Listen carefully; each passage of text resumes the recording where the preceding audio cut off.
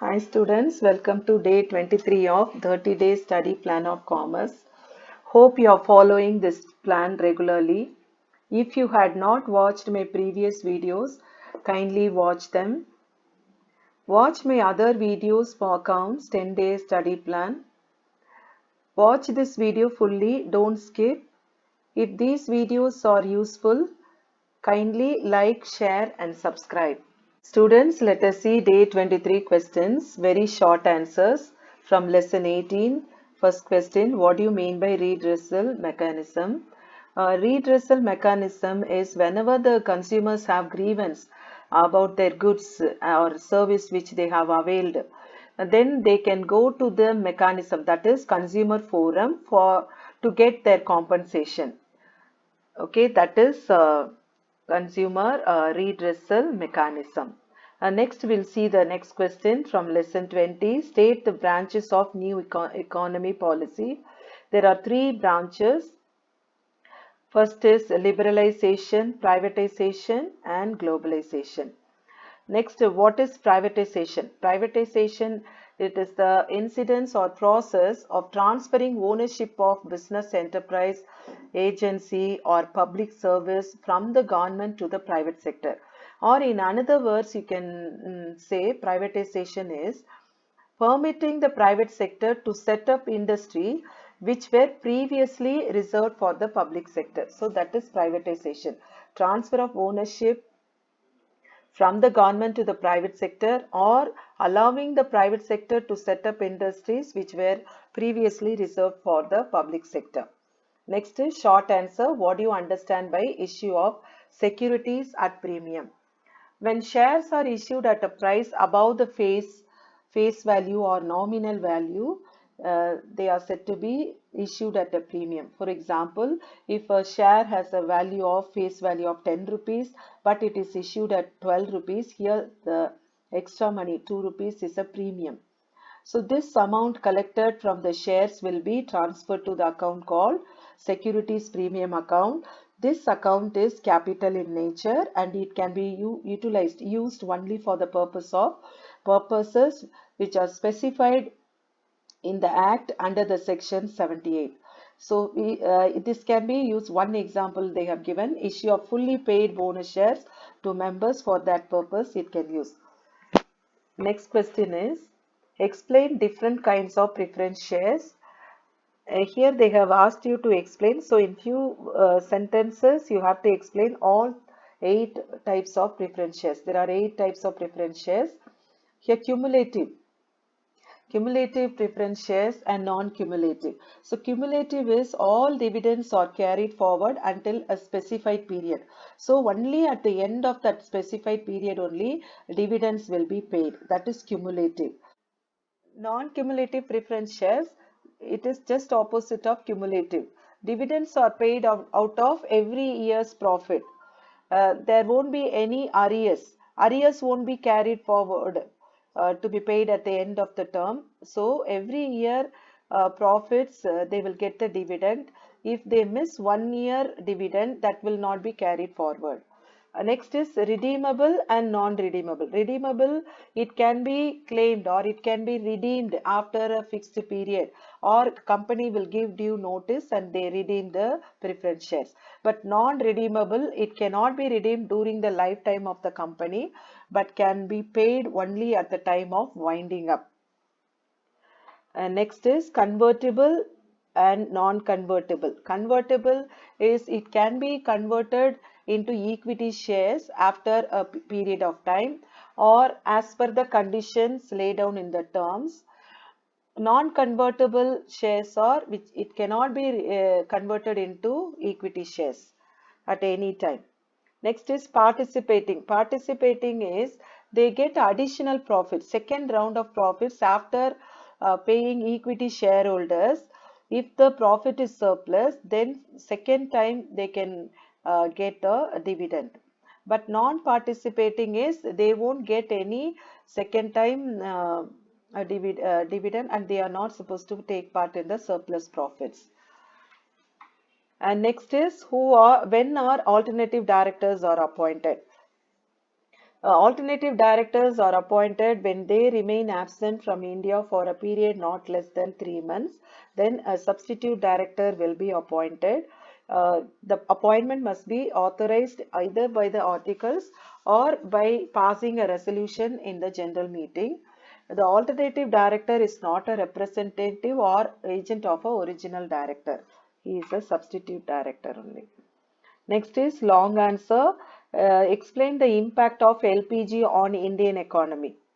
First, we'll see impact of liberalization. The impact of liberalization on Indian economy was well foreseeable. It can be seen with a remarkable growth by contributing $1.3 trillion to the world GDP. And also Indian economy is the seventh largest among the world leading economies. Next is liberalization has opened up new business opportunity abroad and increased foreign direct investment. A new market for various goods came into existence and resulted not only in urban development but also rural development. It became very easy to obtain loans from banks for business expansion. Foreign collaboration is the latest outcome of liberalization. A number of multinational companies started operating worldwide, including India. So you can write three points from each category. Next is impact of privatization.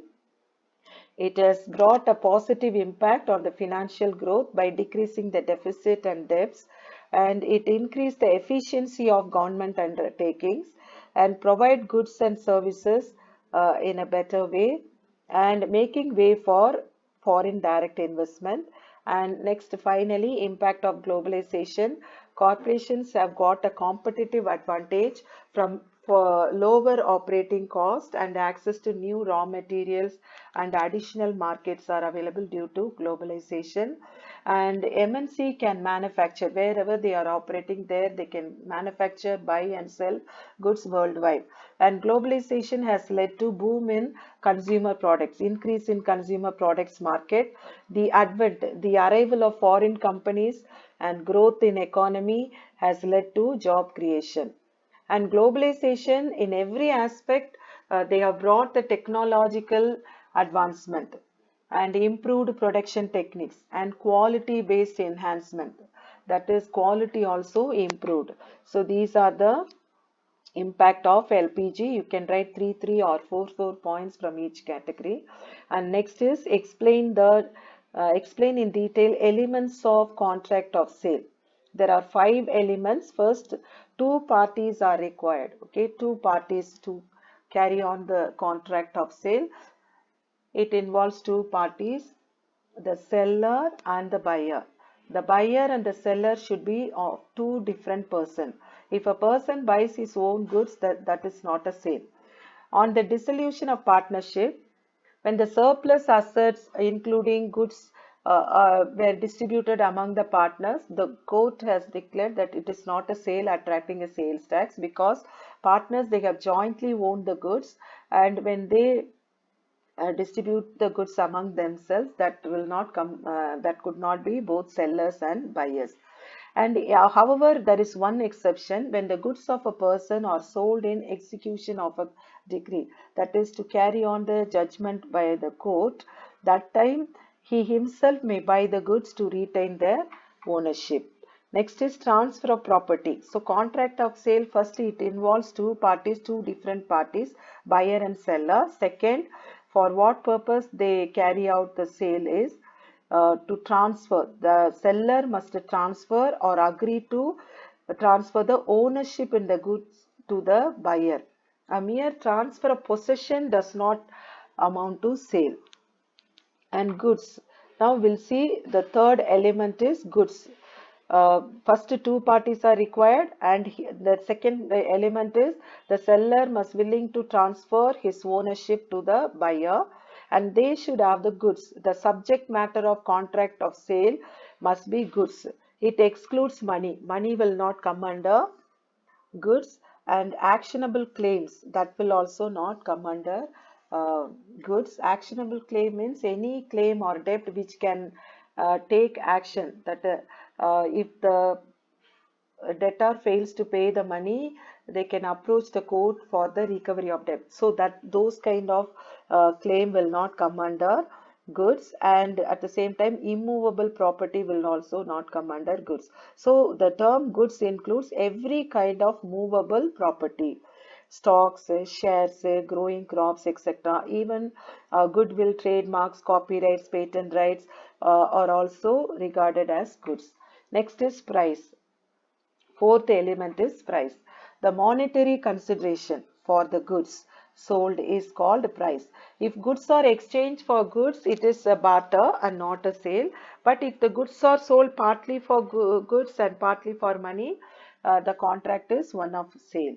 And next, the last element is it has both sale and agreement to sell. So the contract of sale, if the property in goods is transferred immediately to the buyer, then it is called a sale. On the other hand, if the transfer of property takes place at a future date on fulfilling certain condition, it is called as an agreement to sell. Uh, I hope you understood all these 8 questions of today's plan. Thank you students for watching. If these videos are useful, kindly like, share and subscribe. Thank you.